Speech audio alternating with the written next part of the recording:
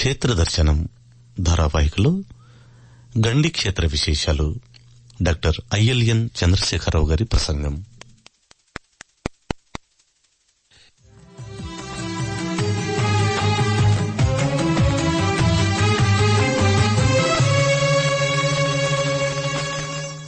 యత్ర యత్ర రఘునాథ కీర్తనం తత్ర తత్ర కృతమస్తకాంజలిం బాష్పపారీ పరిపూర్ణలోచనం మారుతిం నమత రాక్షసాంతకం.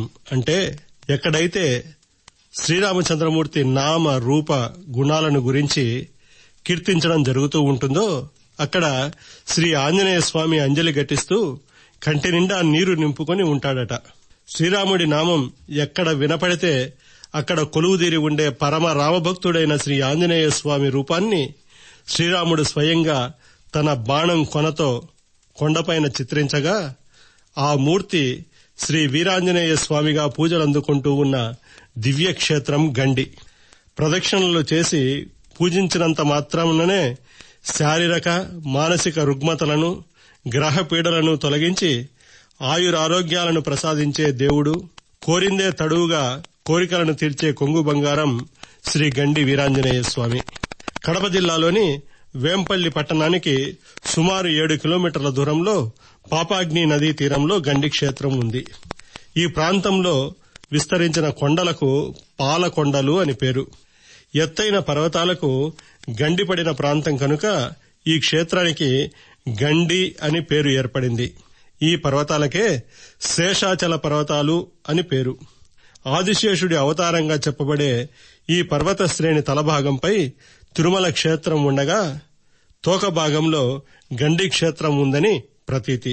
శ్రీరామచంద్రమూర్తి స్వయంగా తన బాణం మొనతో కొండపైన శ్రీ ఆంజనేయ స్వామి వారిని చిత్రించినట్లు స్థల పురాణం వెల్లడిస్తూ ఉంది. పూర్వం శ్రీ ఆంజనేయ స్వామి తండ్రి అయిన వాయుదేవుడు ఈ ప్రాంతంలో తపస్సు చేసుకుంటూ ఉండేవాడట. సీతను రావణాసురుడు అపహరించిన అనంతరం ఆమె జాడను హనుమంతుడి ద్వారా తెలుసుకుని లంకా నగరం పైన దండయాత్రకు బయలుదేరిన శ్రీరాముడు కొంతకాలం ఈ ప్రాంతంలో విశ్రమించినట్లు ప్రతీతి. ఈ సమయంలో లంకా విజయం అనంతరం సీతాదేవిని తీసుకుని ఇక్కడికి వచ్చి తన ఆతిథ్యం స్వీకరించి అనంతరం అయోధ్యకు వెళ్లాలని వాయుదేవుడు శ్రీరాముడిని కోరగా శ్రీరాముడు అందుకు అంగీకరించాడు. అనంతరం లంకా నగరంపై దండయాత్ర చేసి విజయం సాధించిన శ్రీరాముడు వాయుదేవుడికిచ్చిన మాట ప్రకారం ఇక్కడికి చేరుకుని కొంతకాలం వాయుదేవుడి అతిథులుగా ఉన్నారు. ఈ సందర్భంలో సీతాదేవి కోరిక మేరకు ఒకనాటి రాత్రి శ్రీరాముడు తన బాణం మొనతో కొండపైన ఆంజనేయుడి చిత్రాన్ని చెక్కడం ప్రారంభించాడు.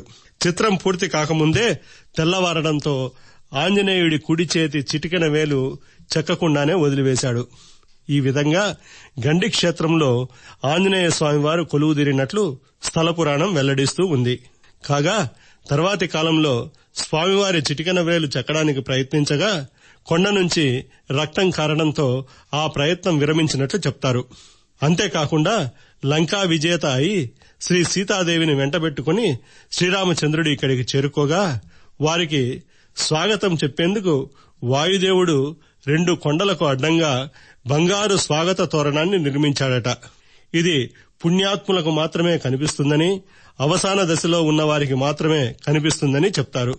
ఈ స్వాగత తోరణం దర్శనమిస్తే 6 నెలల్లో వారు మరణిస్తారని ప్రతీతి. కడప కేంద్రంగా దత్తమండలాల కలెక్టర్గా, తర్వాత మద్రాసు గవర్నర్గా పనిచేసిన ఆంగ్లేయ అధికారి సర్ థామస్ మన్రో గారు చివరిసారిగా రాయలసీమ ప్రాంతంలో పర్యటించి గండిని దర్శించినప్పుడు ఈ స్వాగత తోరణం కనిపించిందని, ఆ తర్వాత 6 నెలల్లోనే ఆయన మరణించారని ప్రభుత్వ రికార్డుల్లోనూ కడప గెజిటీర్లోనూ పేర్కొనబడింది. అంతేకాకుండా శ్రీరామచంద్రమూర్తి చిత్రించిన శ్రీ ఆంజనేయ స్వామి వారిని తొలిసారిగా వేదవ్యాస మహర్షి ప్రతిష్ఠించి పూజించినట్లు స్థల పురాణ కథనం. చుట్టూ ఎత్తైన పర్వతాలు, వాటిపై ఆకాశాన్నంటే వివిధ జాతుల పచ్చని వృక్షాలు, గలగలా పారే పాపాగ్ని నది, వీటన్నింటి మధ్య మహిమాన్వితుడైన శ్రీ వీరాంజనేయ స్వామి వారి ఆలయం మనస్సుకు ఆహ్లాదాన్ని కలిగిస్తూ దర్శనమిస్తుంది. ప్రధాన ఆలయానికి ఎదురుగా పాపాగ్ని నది ఉంది. నందిపాద సముద్భూత పాపాగ్ని పుణ్యదాయిని అని పురాణ కథనం. అంటే నందికొండల్లో పుట్టిన పాపాగ్ని నది అత్యంత పుణ్యప్రదమైన నదిగా చెప్పబడింది. పాపాలను అగ్నిలాగా దహింపజేసే నది కనుక పాపాగ్ని నది అనే పేరు ఏర్పడింది. ఈ నది గండి క్షేత్రంలో ఉత్తర వాహిని అయి ప్రవహిస్తూ ఉండడం వల్ల అత్యంత పుణ్యప్రదాయినిగా పేరు పొందింది. ఈ నదిలో స్నానం ఆచరిస్తే శారీరక మానసిక రుగ్మతలు తొలగిపోయి ఆరోగ్యం ఆయుష్ సిద్ధిస్తాయని భక్తుల నమ్మకం. పాపాగ్ని నదీ తీరంలో శ్రీ వీరాంజనేయ స్వామి వారి ఆలయం ఉంది. ఆలయం పశ్చిమాభిముఖంగా ఉంది. ఆలయ ప్రధాన ద్వారం పైన 5 అంతస్తుల గోపురం, దానిపై గోపుర శిఖరాలు ప్రతిష్ఠింపబడి ఉన్నాయి. ప్రధాన ద్వారం గుండా ఆలయంలోనికి ప్రవేశిస్తూనే ధ్వజస్తంభం, స్వామివారి వాహనమైన ఒంటె ముందుగా దర్శనమిస్తాయి. ప్రధాన ఆలయం ముఖమండపం, గర్భాలయాలను కలిగి ఉంది. ప్రధాన గర్భాలయంలో కొండకు మలచిన శ్రీ వీరాంజనేయ స్వామి వారు సుమారు 10 అడుగుల ఎత్తు కలిగి భక్తులపై కరుణా కటాక్షాలను ప్రసరింపజేస్తూ దర్శనమిస్తారు. స్వామివారు కౌపీనమును ధరించి అభయహస్తంతో ఎడమ చేతిని నడుముపై ఉంచుకుని దివ్య మంగళ స్వరూపుడుగా దర్శనమిస్తారు. ఈ స్వామివారిని గురించి భక్తుల్లో అనేక నమ్మకాలున్నాయి. గాలిచేష్టలు, గ్రహపీడలతో బాధపడుతూ ఉన్నవారు 40 రోజుల పాటు ఈ క్షేత్రంలోనే ఉండి ప్రతిరోజు ఉదయం సాయంత్రం పాపాగ్ని నదిలో స్నానమాచరించి ఆలయంలో 108 ప్రదక్షిణలు చేస్తే గాలిచేష్టలు, గ్రహపీడలు తొలగిపోతాయని భక్తులు భావిస్తారు. గాలి, గ్రహపీడలు వంటి మానసిక రుగ్మతలు గల భక్తులను స్వామివారు కొడుతూ, పరిగెత్తిస్తూ, దొర్లిస్తూ ఆలయం చుట్టూ తిప్పిస్తాడని, ఈ విధంగా చేసి వారికి ఆరోగ్యం ప్రసాదిస్తాడని భక్తుల నమ్మకం. పూనకాలు వచ్చి ఊగేవారిని, పరిగెత్తేవారిని, కేకలు పెడుతూ ఉన్నవారిని, ప్రదక్షిణలు చేస్తూ ఉన్నవారిని ఆలయంలో నిత్యం చూడవచ్చు. ఇలాంటి వారి సంఖ్య శనివారం అయితే మరింత అధికంగా ఉంటుంది. స్వామివారి ఆలయంలో తాయెత్తు యంత్రాలను ఇస్తారు. వీటిని ధరిస్తే అన్ని భయాలు తొలగిపోతాయని భావిస్తారు. భక్తులు ముఖ్యంగా పిల్లలకు వీటిని అధికంగా ధరింపజేస్తారు. గండి క్షేత్రంలో ఈ ప్రధాన ఆలయంతో పాటు శ్రీ భూమానంద ఆశ్రమం, శ్రీ ఉమామహేశ్వర స్వామివారి ఆలయం, నామాల గుండు, పావురాళ్ల గుట్ట, దాసరయ్య కోన, మాతంగ గుహ, శ్రీ గవి మల్లేశ్వరాలయం, శ్రీ కోదండరామాలయాలను భక్తులు దర్శించుకోవచ్చు. చారిత్రకంగా పరిశీలిస్తే 12-13 శతాబ్దాల కాలం నుంచే గండి వీరాంజనేయ స్వామివారు భక్తుల ఆరాధనలు అందుకుంటూ ఉన్నట్లు తెలుస్తోంది.